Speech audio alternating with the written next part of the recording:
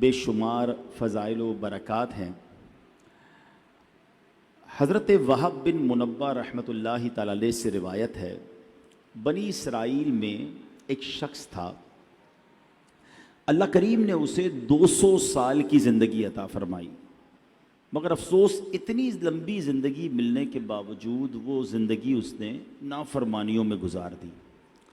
اب اس کے اتنے گناہ تھے، اتنی بری عادتیں تھیں، ایسا عجیب سا کریکٹر تھا کہ جب 200 سال کی لائف گزارنے کے بعد اس کا انتقال ہوا تو وہاں کے لوگوں نے نہ اس کو غسل دیا نہ کفن دیا، بلکہ اس کو گھسیٹ کر گندگی کے ڈھیر پر ڈال دیا۔ لوگوں نے کہا اتنا بڑا گناہ گار ہے، کیا اس کو غسل دینا، کیا کفن دینا، کیا اس کا جنازہ پڑھنا، اس کو گندگی کے ڈھیر پر ڈال دیا۔ ادھر بنی اسرائیل نے تو یہ کام کیا،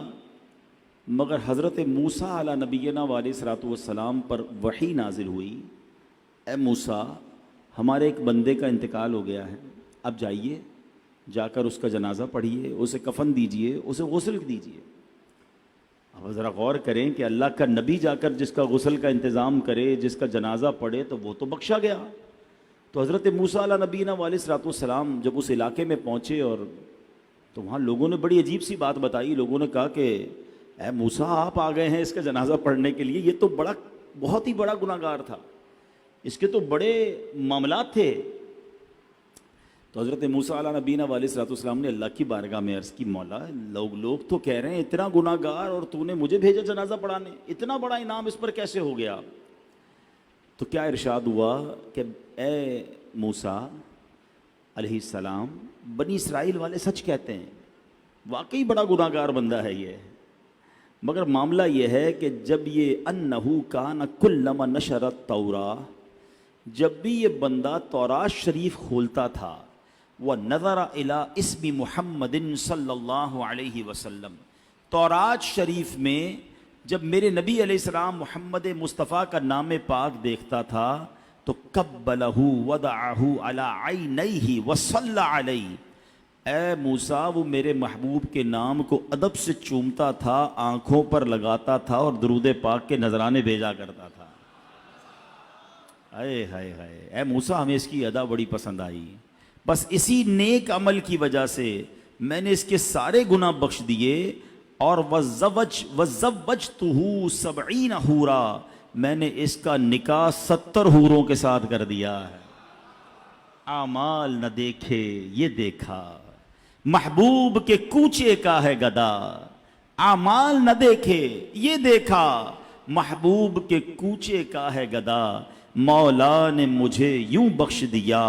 سبحان اللہ سبحان اللہ۔ پیارے اسلامی بھائیوں، یہ ہے نام پاک مصطفیٰ، یہ ہے ادب مصطفیٰ، یہ ہے تعظیم مصطفیٰ صلی اللہ تعالیٰ علیہ وسلم۔ کتنا پسند ہے رب عز و جل کو کہ میرے حبیب کی نام کی تعظیم کی جائے، عزت کیا جائے۔ نصیب والوں کو نصیب ہوتا ہے، آج بھی نصیب والے ہیں کہ جب نام پاک مصطفیٰ سنتے ہیں تو چوم لیتے ہیں، جب بھی محمد صلی اللہ علیہ وسلم کا نام سنتے ہیں تو انگوٹھوں کو چومتے ہیں۔ اچھا دیکھیں رب نے نام بھی کیسا عطا فرمایا ہے، انگوٹھے تو بعد میں چومیں گے، پہلے ہونٹ ہی ایک دوسرے کو چوم لیتے ہیں۔ کہیے محمد صلی اللہ علیہ وسلم، ہونٹ چوم رہے ہیں نا ایک دوسرے کو، ہونٹ ہی ایک دوسرے کو چوم رہے ہیں، ایسا رب نے نام عطا فرمایا۔ اور سبحان اللہ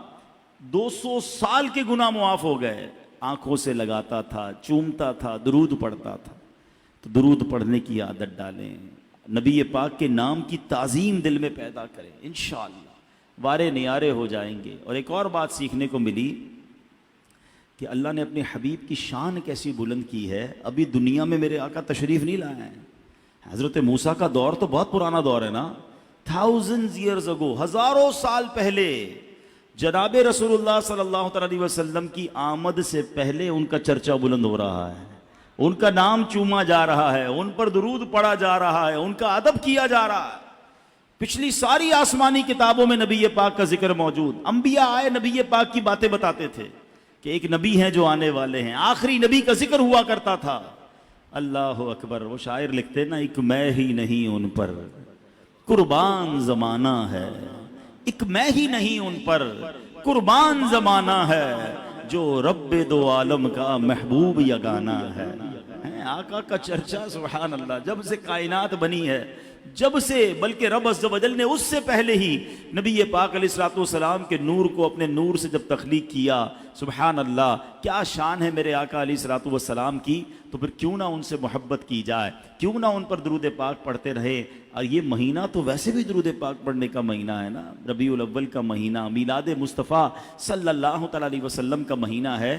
تو اس مہینے میں تو کثرت سے درود پاک پڑھتے رہا کریں۔ آئیے مل کر محبت کے ساتھ درود پاک پڑھ لیں۔ صلو علی الحبیب صلی اللہ تعالی علی محمد صلی اللہ